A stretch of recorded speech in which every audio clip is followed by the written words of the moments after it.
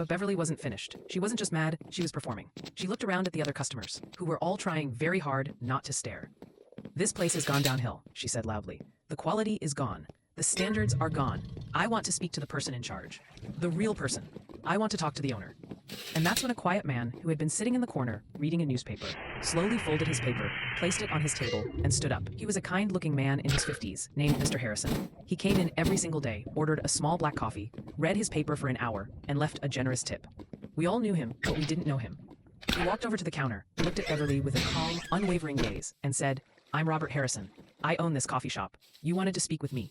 Beverly was visibly taken aback, but she quickly recovered. "Finally," she huffed. "Your employee is terrible. Your manager is useless, and your coffee is poison. What are you going to do about it?" Mr. Harrison didn't even look at us. He just looked at her. "Ma'am, for 6 months, I have watched you come into my store," he said, his voice soft but firm. "I have watched you berate my staff, who are some of the kindest, most hardworking people I know. I have watched you invent problems to get free products. We have a policy here that the customer is always right, but you are not a customer. You are a bully."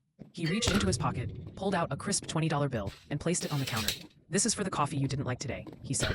"It is also for every coffee you will ever want to buy from this point forward, somewhere else. You are no longer welcome in my establishment. Please leave." The entire cafe was dead silent. Beverly's jaw was on the floor. She looked around, expecting someone to rush to her defense. No one did. In fact, an old man in the corner started to quietly clap. Then another person joined in. Soon, the entire cafe was filled with a soft, rolling applause. Beverly turned a shade of purple I had never seen before. She snatched the $20 bill off the counter, and without another word, stormed out of the coffee shop. We never saw her again, and to this day, that was the best couple's coffee I never made.